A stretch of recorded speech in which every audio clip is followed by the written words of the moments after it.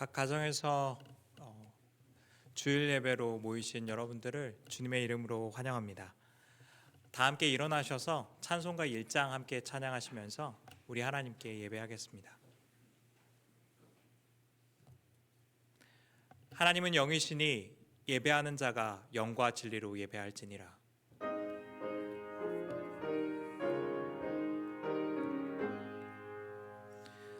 만복의 근원 하나님, 온 백성 찬송 드리고 저 천사여 찬송하세. 찬송 성부 성자 성령.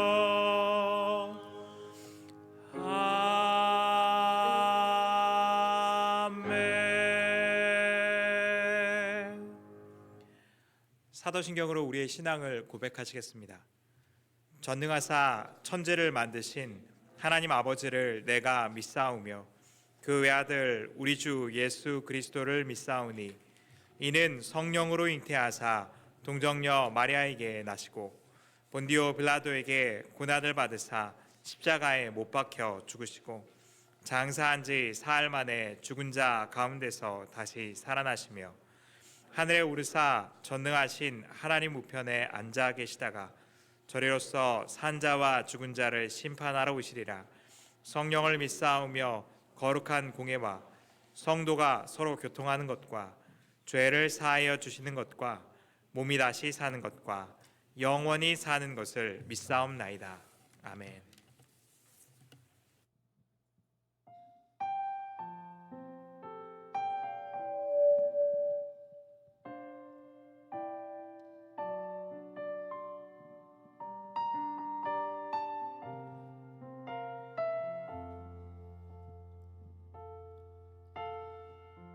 주님의 기쁨 되기 원하네. 내 마음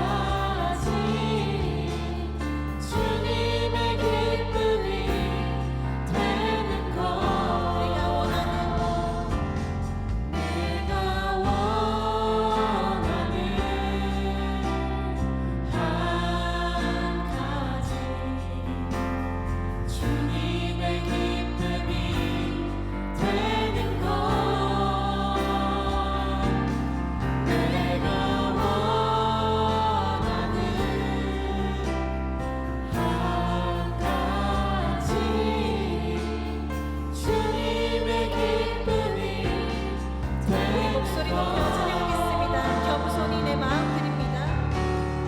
겸손히 내 마음 드립니다. 나의 모든 것 받으소서. 나의 맘 깨끗게 씻어주사. 주의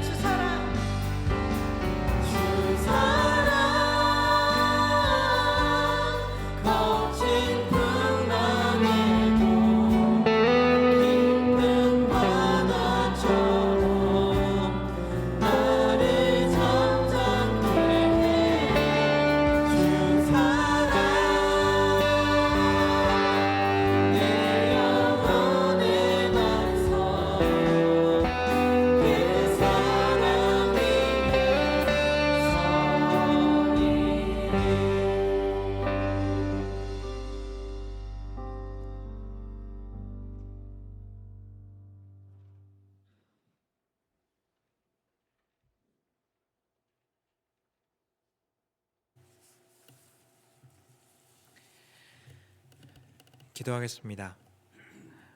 좋으신 하나님 아버지, 하나님의 말씀으로 세상을 창조하시고 하나님의 말씀으로 우리를 가르치시며 말씀을 따라 주님의 다스림 가운데 살아가는 삶으로 우리를 초대하시고 부르심에 감사와 찬양을 드립니다. 주님의 말씀이 우리를 살리고 주님의 말씀이 온 세상을 치유하고 회복하는 능력임을 다시 한번 기억하며 주님 앞에 섭니다. 오늘도 세상과 똑같은 것을 욕망하고 세상과 똑같은 방식으로 살아가라 말하는 사탄의 음성을 뒤로하고 주님의 말씀이 보이시는 하나님 나라의 소망을 바라고 주님의 말씀이 회복하시는 참 능력의 삶을 살아가게 하여 주시옵소서.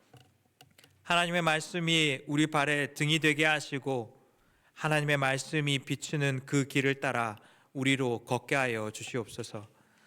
고난 중에 주님의 말씀을 기억하게 하여 주시고 고난을 통하여 주님의 말씀을 더 깊이 이해하고 고난 중에도 주님의 말씀에 순복하는 일이 있게 하여 주시옵소서.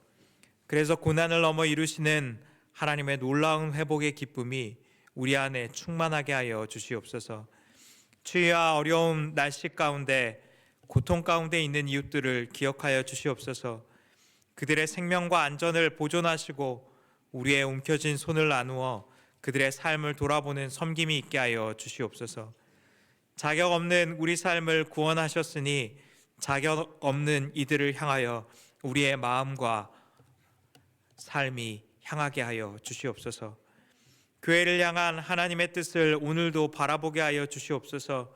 우리의 가리워진 눈을 열어 주님의 일하심을 보게 하여 주시고 더디 움직이는 주저함이 아니라 하나님의 말씀이 이끄시고 회복하시는 일을 소망하며 믿음으로 묵묵하고 담대하게 걷게 하여 주시옵소서. 주님의 때를 기다리는 신뢰로 서게 하여 주시고 주님보다 앞서가는 오만함에 빠지지 않게 하여 주시옵소서. 주님, 이 교회를 통하여 새창조의 나라의 백성들을 더욱 많이 일으켜 주시기를 구합니다. 하나님의 뜻을 구하고 주님의 성품을 닮아가며 주님이 기뻐하시는 일에 헌신하는 예수 제자들이 많이 일어나게 하여 주시옵소서. 그래서 교회에 소망이 없다 말하는 세상 가운데 참 소망이 오직 주님께만 있음을 세상 가운데 알게 하여 주시옵소서. 주님, 믿음의 다음 세대들을 기억하여 주시옵소서. 아이들이 어려서부터 주님의 말씀을 사랑하게 하여 주시고 주님의 말씀을 경청하여 듣는 인생, 주님의 말씀에 멈추어 묵상하는 인생 되게 하여 주시옵소서. 아이들을 지도하는 큐티스쿨과 주일학교 교사 선생님들 가운데 힘과 능력을 주시옵소서. 그들이 보이지 않는 하나님의 나라를 바라보며 믿음으로 말씀이 심기워져서 30배, 60배, 100배의 놀라운 결실을 맺는 비밀을 알게 하여 주시옵소서. 세계 각국의 선교사님들을 기억하여 주시고 물이 바다를 덮음같이 여호와의 영광을 인정하는 곳이 온 열방 가운데 충만하기까지 주님의 이름을 즐거워하고 또 즐거워하며 주님을 높이는 일이 그들의 인생 가운데 있게 하여 주시옵소서. 그들의 필요와 기도에 귀를 기울이시고 도우시는 하나님을 만나게 하시고 주님이 보호하시고 인도하심을 알게 하여 주시옵소서. 이 시간 말씀 전하시는 이강택 목사님과 함께 하여 주시고 하나님의 말씀이 선포될 때에 주의 백성이 주님의 음성을 듣고 주님을 따라 행하는 놀라운 생명의 능력으로 우리의 가정을 충만하게 하여 주시옵소서. 이 모든 말씀 우리의 예배를 받기에 합당하신 우리 주 예수 그리스도의 이름으로 기도합니다.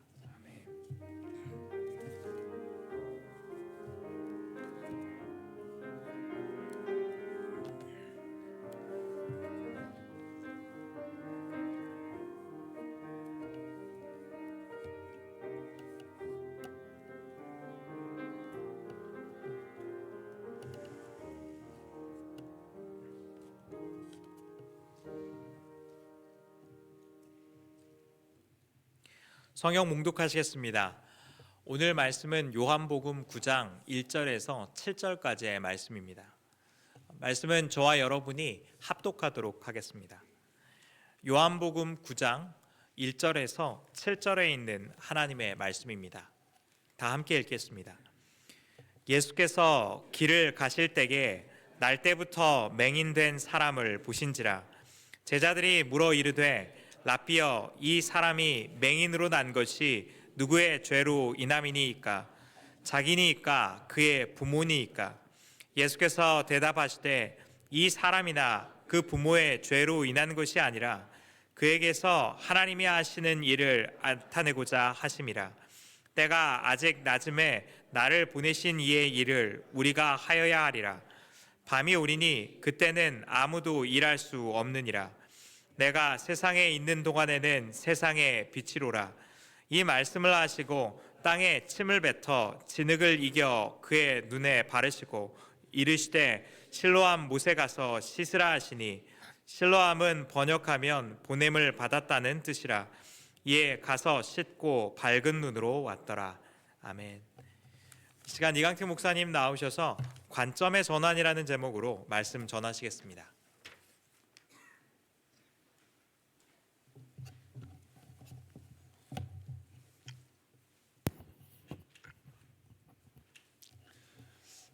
눈이 와도 우리의 예배를 멈출 수 없습니다.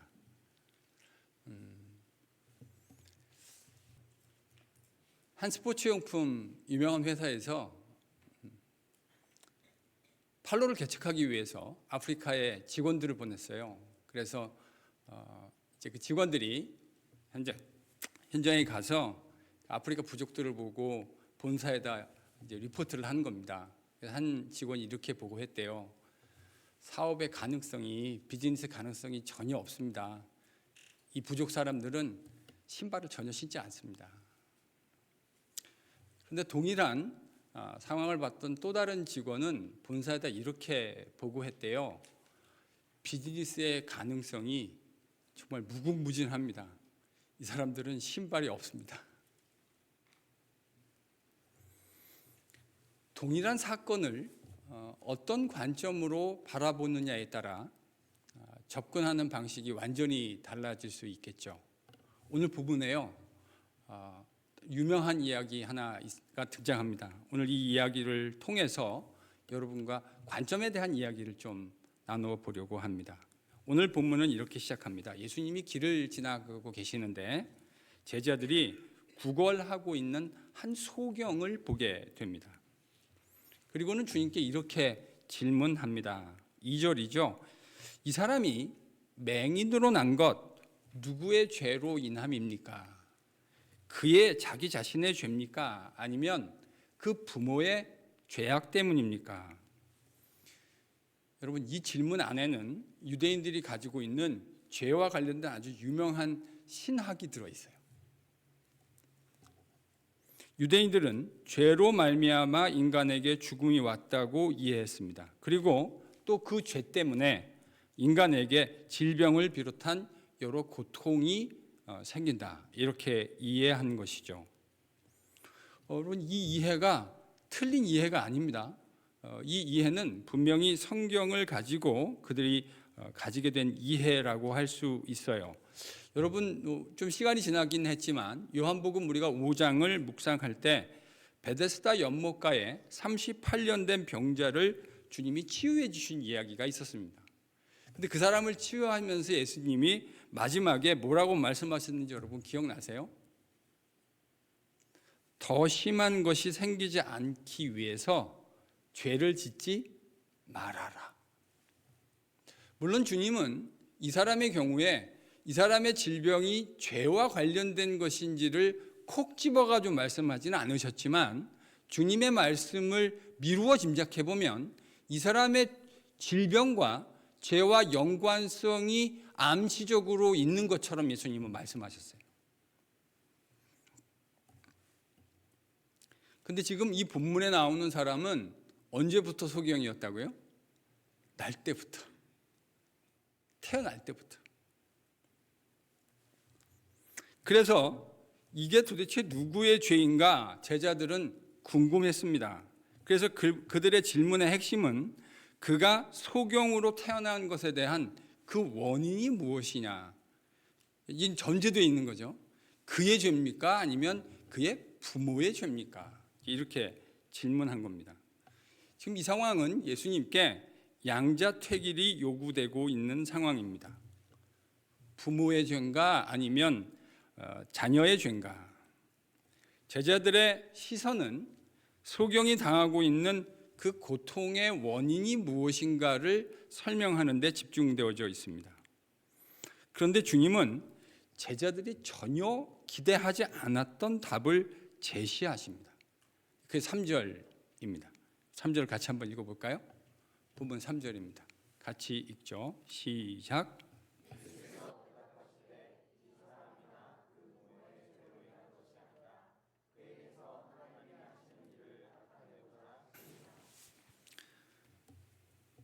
이 사람이나 부모의 죄가 아니다.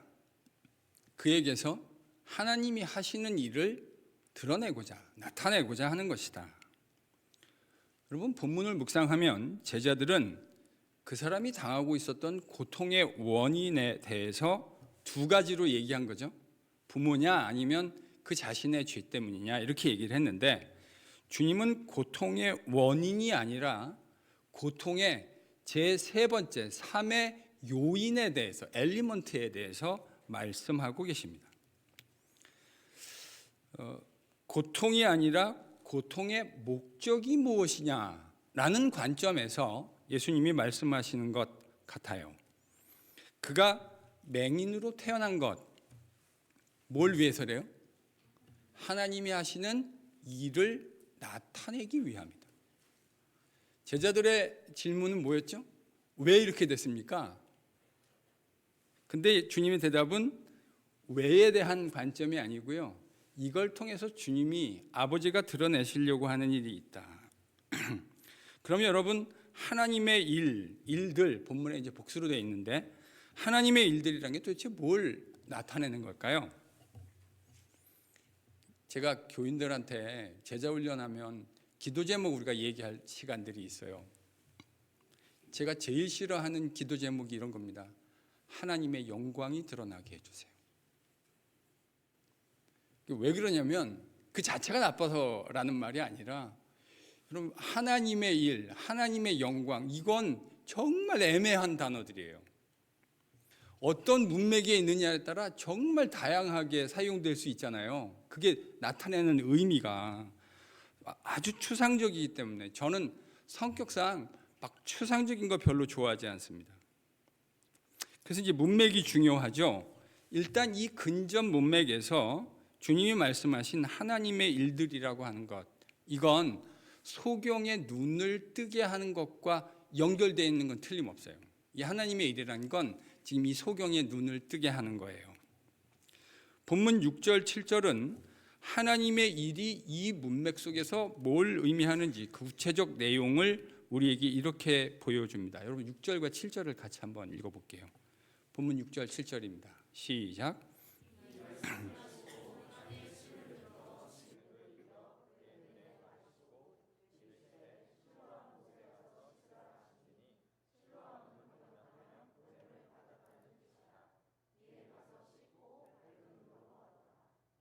주님이 땅에 힘을 뱉으셨습니다.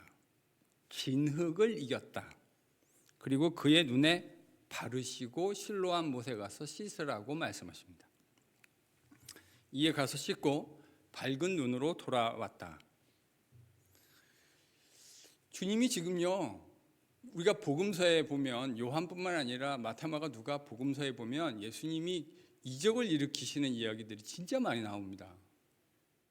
근데 여러분, 적지 않은 경우에 예수님의 이적이 말씀 하나만으로 됐던 거 기억하십니까?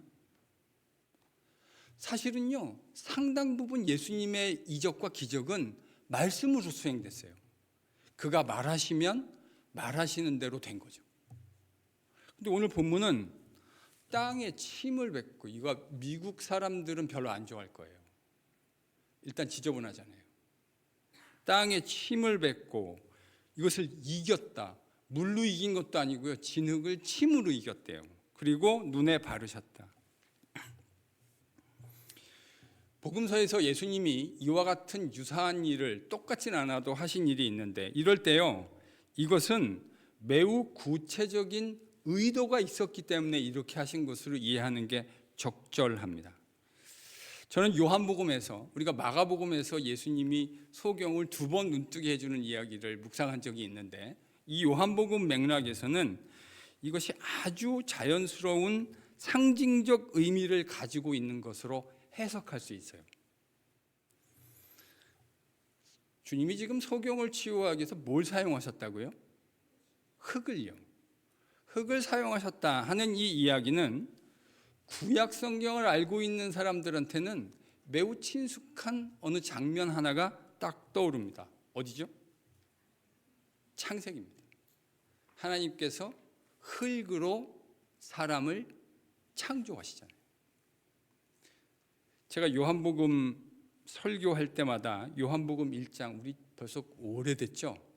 요한복음 1장 첫 번째 설교 제목이 뭔지 혹시 기억나세요? 새 창조, 새로운 창세기. 아주 저는 의도적이라고 생각합니다. 요한복음 자체가 예수님으로 말미암아 시작되어진, 사실은 창세기에서 하나님이 천지를 창조하실 때 요한복음을 보면 거기에 말씀이신, 로고스이신 예수님도 계셨어요. 그러니까 하나님이 천지를 창조하실 때, 흙으로 만드실 때 그 자리에 계셨던 예수님께서 지금 새롭게 주님을 통해 만들어지는 새로운 세상에 대한 이야기, 여러분 이게 요한복음 이야기거든요. 그런데 새롭게 만들어지는 이야기를 하고 있는 요한복음에서 예수님이 흙으로 이 소경이 보지 못했던 것을 보게 만드시는 새로운 창조의 일을 상징적으로 수행하고 계신 것입니다. 왜 이렇게 하셨는가? 창조의 말씀이셨던 주님께서 흙으로 첫 번째 사람을 창조하셨던 것처럼 또다시 흙을 이용해서 새 창조의 인류를 만들어 가시려고 하는 상징적 이야기를 보여주시려고 하신 것이죠. 그러니까 이런 의미에서 이 어둠 속에 거하고 있었던 맹인의 눈을 뜨게 해주신 이 사건은 단순히 앞 못 보던 소경이 눈 떠서 보게 되었다, 이 정도의 이야기를 하고 있는 것이 아닙니다. 소경이 눈을 뜬 이 사건은 문맥 속에서 그가 주님을 만나고 그 주님을 통해서 새로운 창조의 피조물로 지어져 가게 된다는 사실을 상징적으로 보여주려는 의미를 가지고 있어요. 또한 우리가 바로 직전에 묵상했던 요한복음 8장, 어떤 절기를 배경으로 이야기가 진행됐었죠? 초막절입니다. 초막절에 2개 중요한 소재가 있다고 그랬죠? 물과 불 혹은 빛. 근데요, 저는 이 소경의 눈을 떠주게 하는 이야기가 초막절의 주제와 바로 연결되어 있다고 생각해요. 왜 그러냐? 여러분 8장 12절 본문에 있어요. 한번 같이 찾아서 읽어볼까요? 8장 12절입니다. 같이 읽죠. 시작.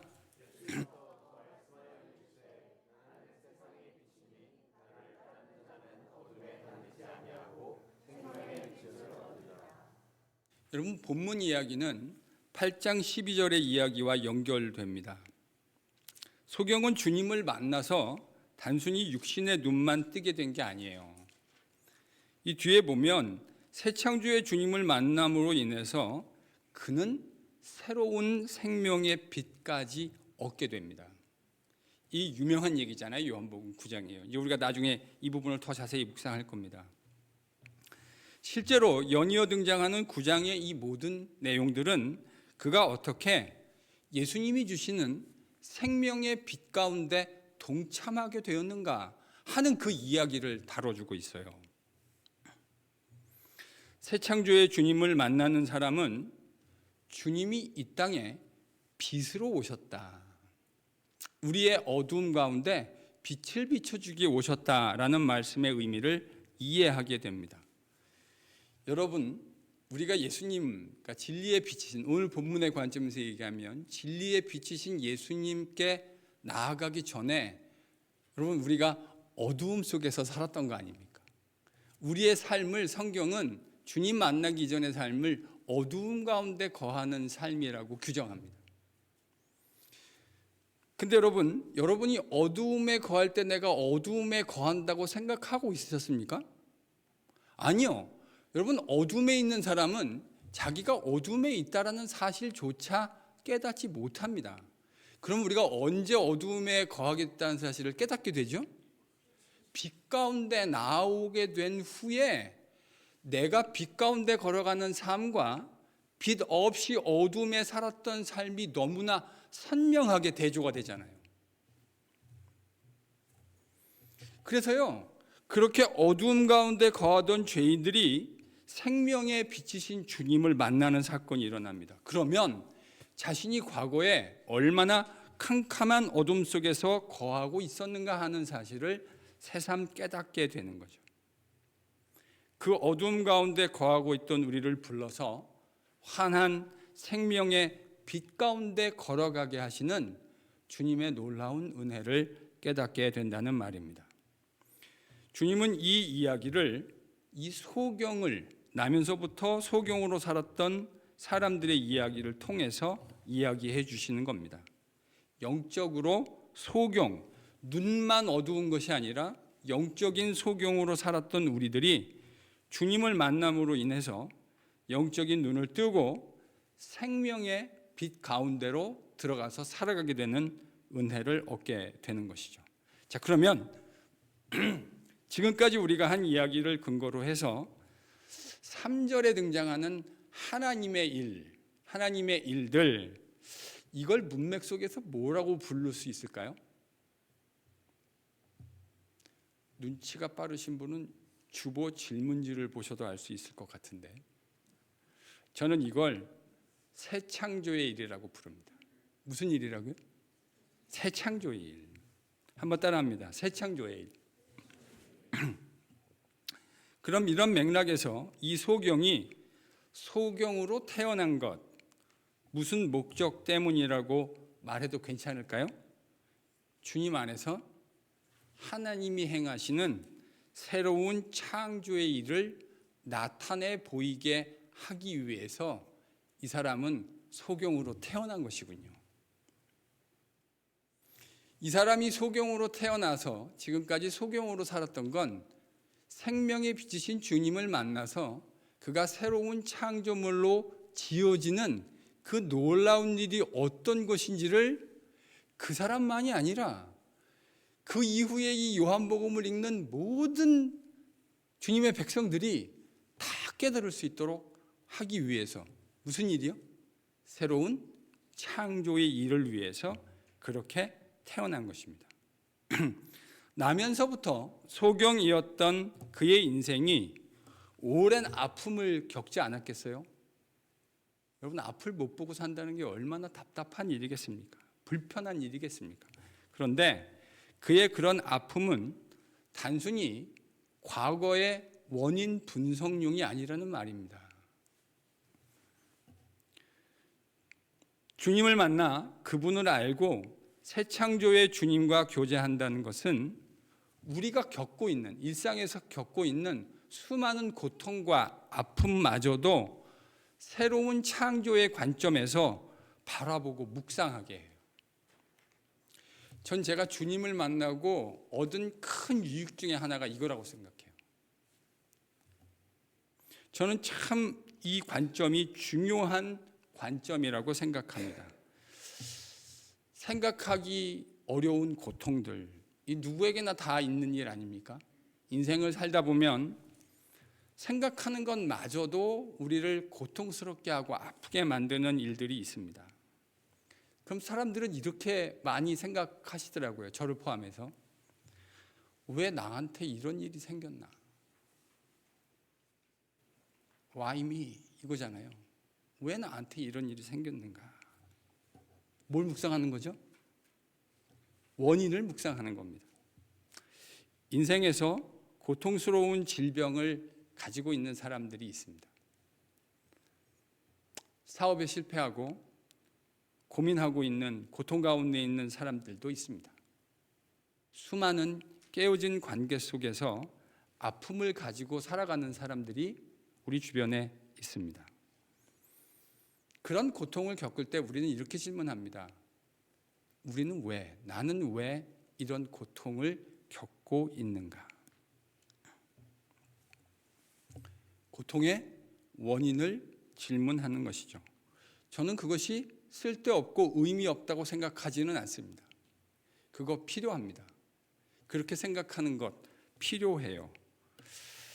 제자들이 생각했던 것처럼 많은 경우에 우리의 고통과 아픔이 실제로 우리의 죄와 연관된 것 사실 아닙니까? 이걸 부인할 수 있는 강심장이 있을까요? 우리의 많은 고통이요, 우리의 죄와 연관되어 있는 것 사실입니다. 제 경우도 그래요. 제가 고난 가운데 있을 때 저의 연약함과 죄악 때문에 하나님이 깨닫게 하시기 위해서 저를 고통 가운데 두셨던 일들이 있습니다. 떠오릅니다. 그런데요, 정직하게 얘기해서 제가 저의 고통을 묵상해 봤을 때도 정확하게 그 고통과 죄의 인과관계를 설명할 수 없는 경우도 있어요.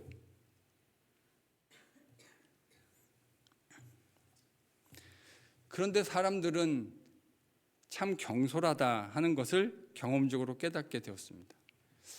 벌써 시간이 많이 지났네요. 12년 전에 4월 달에 우리는 참 가슴 아픈 장면을 목격했습니다. 단원고에 있는 그 수백 명의 어린 아이들이 수학여행을 갔다가 배가 침몰하는 과정에서 다 죽었습니다. 그런데 기독교인이에요, 그분이. 그런데 그 세월호 희생자들을 향해서 그들의 숨은 죄악 때문에 하나님이 그들을 징벌하셨다고 이야기하는 걸 제가 제 귀로 들었어요. 저는 그럴 때 정말 화가 납니다. 그 말은 자기는 그 아이들보다 깨끗하게 살았기 때문에 지금 살아있다고 말하고 싶은 겁니까? 경솔해요. 사람을 꼭 때려야만 폭력이 아닙니다. 내막을 알지 못한 채, 저는 그걸 하나님 놀이라고 부르거든요. 정말 여러분, 하나님이 보시는 것처럼 그 사람들의 내막을 보실 수 있으세요? 내막이 어떤지 알지 못한 채 내뱉는 그 경솔한 말들, 또 다른 형태의 폭력입니다. 오늘 본문에서 제자들은 소경된 자를 보면서 그 소경됨의 원인에 대해서 집중했습니다. 여러분, 그 이야기로 소경이 들었는지 안 들었는지 본문이 말해주지는 않지만 들었으면 얼마나 속상했을까, 그렇게 생각을 해봅니다. 사람들은 그 원인이 뭔지를 묵상합니다. 그런데 오늘 본문을 봤더니 주님은 그 원인에 집중하는 사람들 사이에서 패러다임을 바꿔버리십니다. 그리고는 그 일의 목적이 무엇인가를 말씀해 주십니다. 방향이 바뀐 거죠. 원인을 규명하는 것은 뒤를 돌아다 보는 것이라고 한다면, 목적을 얘기하는 것은 앞을 내오다보는 방식입니다. 다 뒤를 보면서 왜 그렇게 됐을까, 이유가 뭘까를 생각하는 사람들 사이에서 주님은 방향을, 디렉션을 확 바꿔버리십니다. 저는 이것이 주님을 만나 새 창조의 인생을 살아가게 되는 사람들의 인생 속에서 발견할 수 있는 정말로 가슴 뛰는 일이라고 생각합니다. 진짜 그런 것 같아요. 교회 생활, 제가 목사로 살아가다 보면 적지 않은 그리스도인들이 과거를 돌아보면서 과거에 붙들려 살아갑니다. 그 과거의 행적에서 단 한 발치도 나가지 못해요.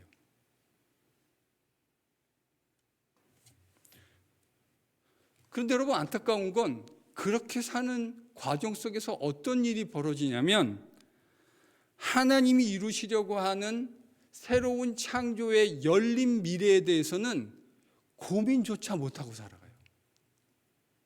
진짜 안타까운 일입니다.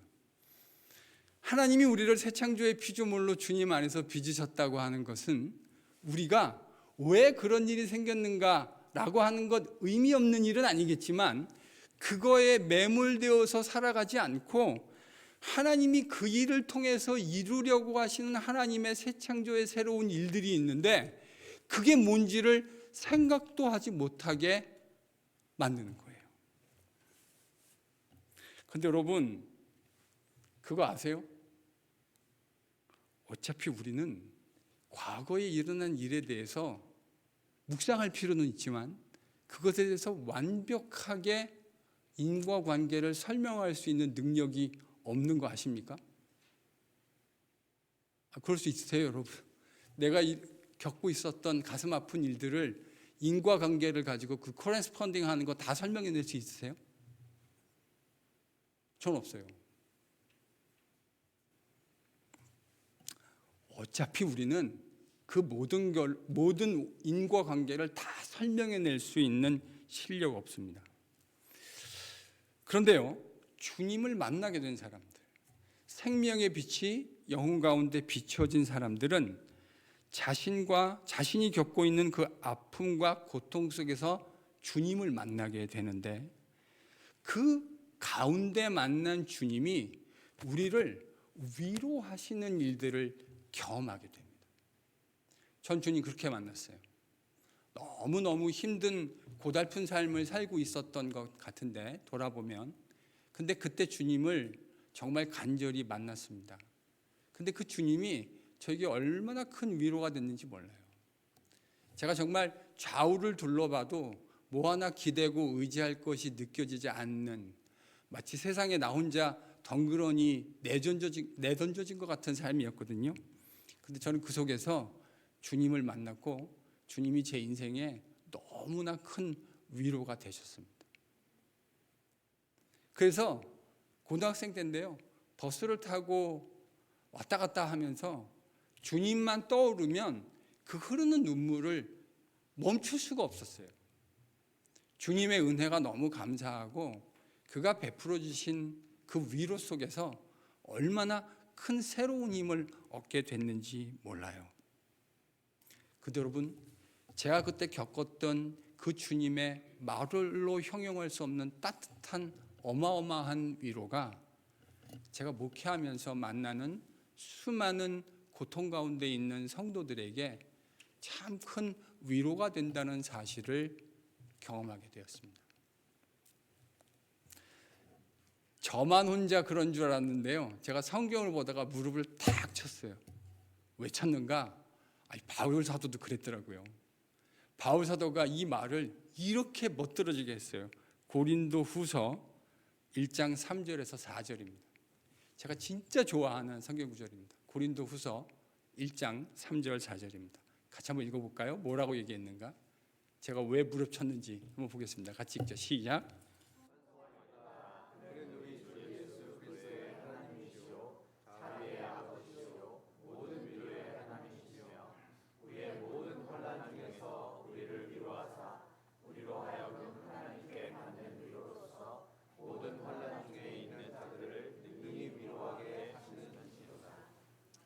바울이요, 지금 하나님이 어떤 분인지를 고린도후서 1장 3절 4절 이렇게 기록해놨어요.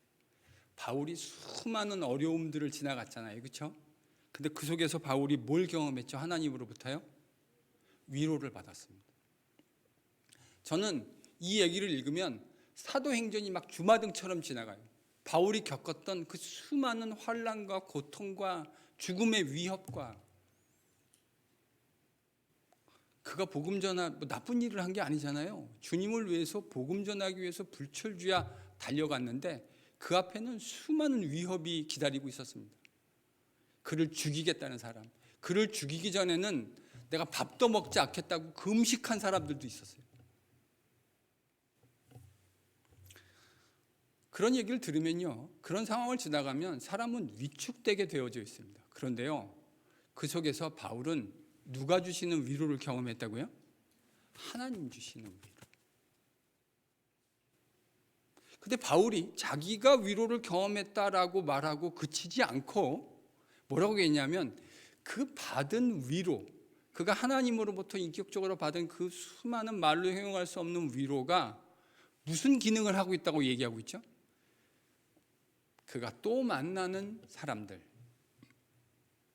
그들을 능히 위로하게 하시는 하나님의 새 창조의 역사가 된다는 사실을 그는 자기가 받았던 수많은 고난 속에서 넘치도록 부어주시는 하나님의 위로를 경험하며 자기가 위로의 사도로, 위도의 사역자로 세워졌다는 사실을 목격하게 된 겁니다.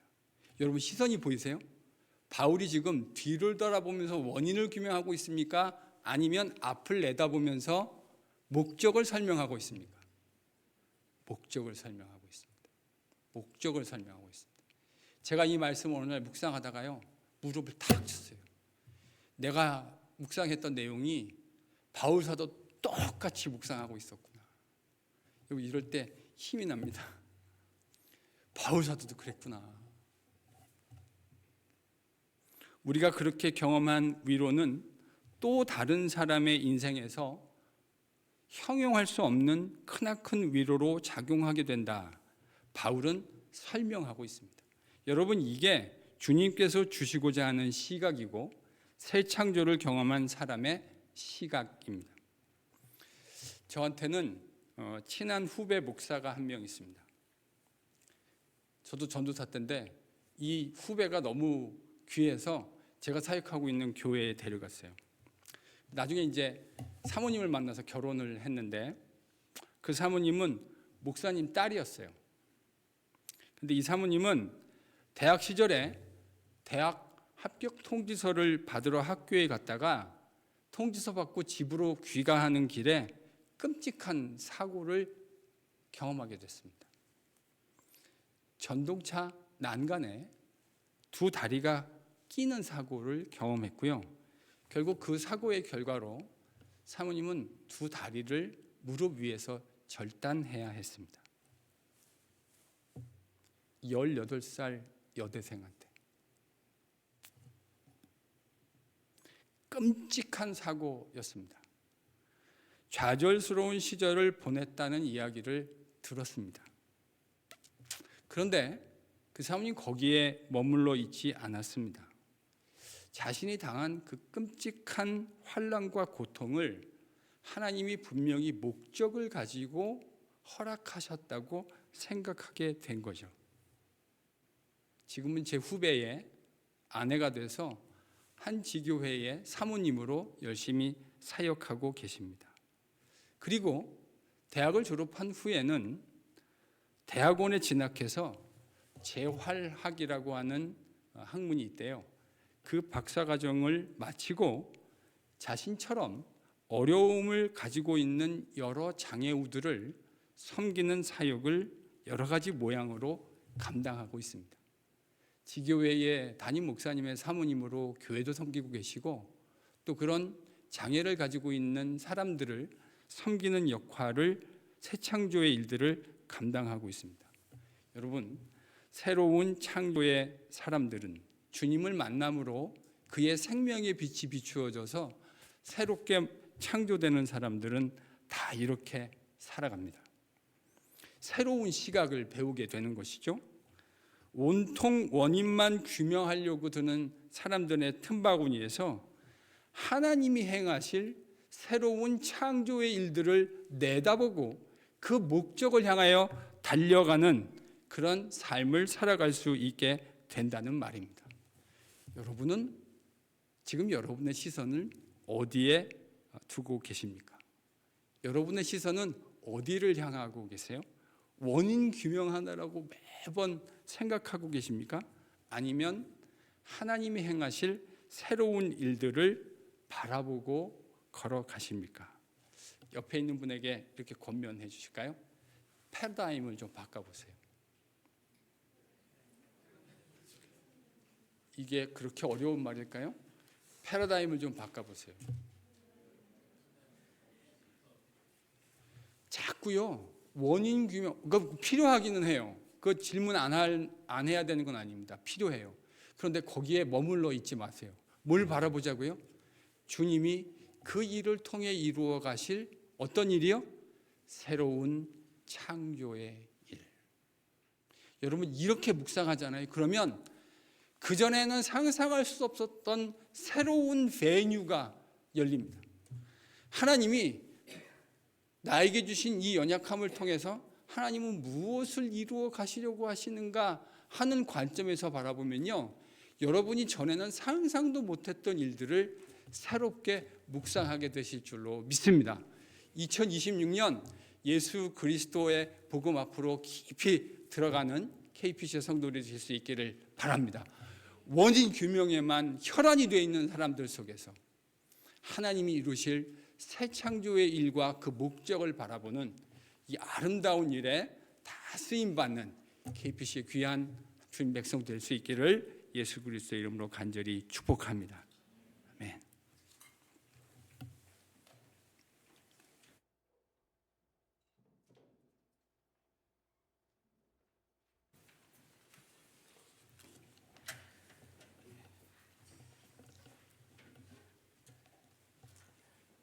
다 함께 비전 함께 찬양하시면서 봉헌하시겠습니다.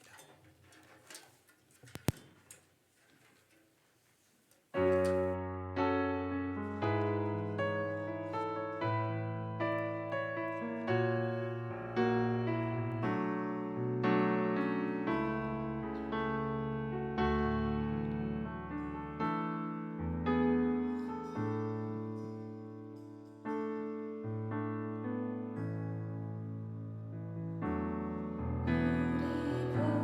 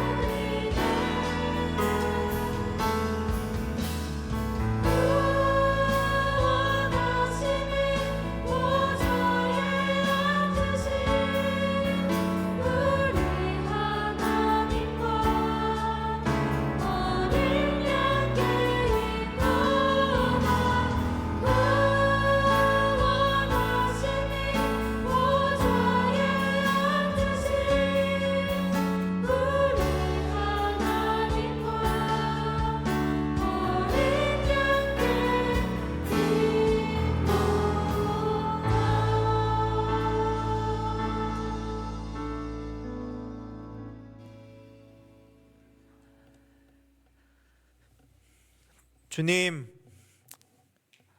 우리는 이 땅의 고통의 의미를 다 이해할 수 없습니다. 이유를 알 수 없는 여러 고통과 환난과 어려움 가운데에서 하나님께서 이루시는 새 창조의 역사를 바라보는 믿음을 우리에게 허락하여 주시옵소서. 우리가 다 이해할 수 없는 원인 규명을 넘어서 주님이 이 일들을 통하여서 위로하시고 회복하시는 그 하나님의 역사를 우리로 알게 하여 주시옵소서. 주님이 우리에게 위로가 되셨던 것처럼 우리도 이 땅 가운데 위로가 되어 살아가는 그 놀라운 역사가 우리 안에 있게 하여 주시옵소서. 하나님, 예수 제자들을 통하여서 이 온 땅을 위로하시고 고통과 환난과 죄악과 어두움을 넘어서 빛으로 역사하시는 하나님의 복음의 놀라운 역사가 하나님 우리 가운데 있게 하여 주시옵소서. 주님이 허락하신 재정의 일부를 주님, 이 시간 주님 앞에 가지고 나옵니다. 이 재정이 사용되는 곳마다 주님이 우리의 위로가 되셨던 것처럼 세상의 위로가 되어 아픔을 치유하고 회복하는 그 놀라운 하나님의 역사가 하나님 더욱 일어나게 하여 주시옵소서. 이 모든 말씀 예수님의 이름으로 기도합니다. 아멘. 교회 소식입니다. 4번 광고입니다. 금요 찬양 집회 시즌 5가 이번 금요일 1월 30일부터 시작되게 됩니다. 주변에 많은 분들을 함께 독려하셔서 이 은혜의 자리에 함께 나아가시면 좋겠습니다. 5번 광고입니다.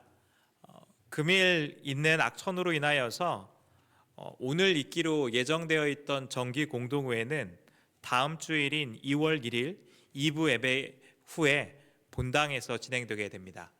1부 예배에는 정기 공동회가 없고 2부 예배 후에 있다는 거 참조해 주시기 바랍니다. 6번 광고입니다. 뉴웨이브 2026년도 봄학기 토요스쿨이 오는 2월 21일부터 5월 9일까지 토요일 오전 10시에 시작되게 됩니다. 이 토요스쿨에 참여하시길 원하시는 모든 분들은 2월 1일부터 2월 15일까지 해당 신청 기간에 신청해 주시길 바랍니다. 안내실에 비치된 신청서를 작성하여서 이 메일박스 송경성 목사님 메일박스 M2번에 제출해 주시기 바랍니다. 7번 광고입니다. 이 뉴웨이브 사역을 위하여서 점심 섬김 사인업을 받고 있습니다. 매주 간단한 단품 요리로 메뉴를 준비해 주시면 됩니다. 너무 많은 것들을 하시려고 하실 필요 없이 한 가지 반찬도 괜찮으니까요. 또 간단한 요리로 해주시면 되고요. 비용은 본인이 지불하지 않고 교회에서 예산으로 지원하는 금액들이 있습니다. 또 이 점 참조하셔서 안내실에 있는 사인업 시트에 신청해 주시기 바랍니다. 또 뉴웨이브 사역과 관련하여서 문의사항이 있으시면 송경석 목사님께 문의해 주시기 바랍니다.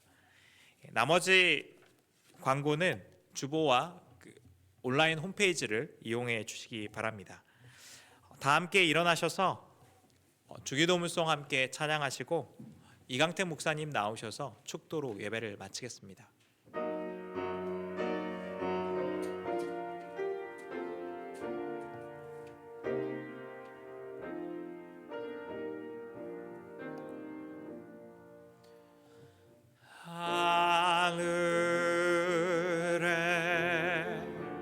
계신 아버지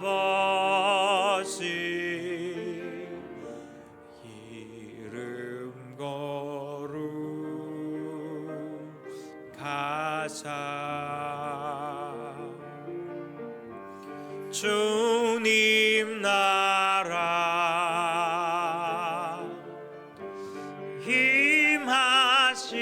임하시고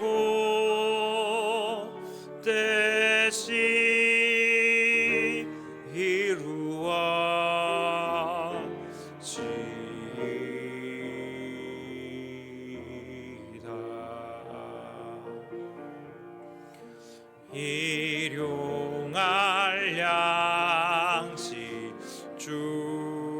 주시고 우리들의 큰 죄 다 용서하옵시고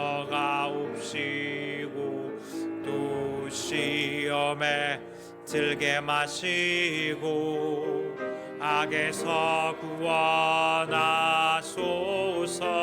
대개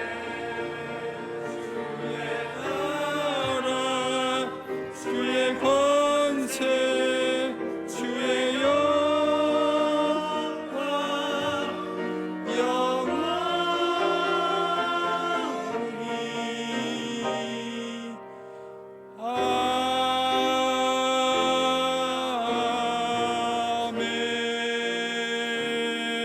아멘. 지금은 우리 구주 예수 그리스도의 크신 은혜와 하나님 아버지의 측량할 수 없는 사랑하심과 성령 하나님 날마다 진리의 말씀들을 생각나게 해주시는 그 귀하고 복된 은혜가 원인 규명하느라 혈안이 되어 있는 세상 속에 새 창조의 시각을 가지고 우리 안에 이루실 주님의 일을 기대하고 사모하며 우리의 남은 날들 풍성한 삶을 주님과 함께 누리며 살아가겠다 다짐하는 당신의 신실한 백성들, 예수의 제자들 머리 위에, 그 자녀들 자자손손 머리 위에 이제로부터 영원토록 함께 하시기를 간절히 축원하옵나이다. 아멘.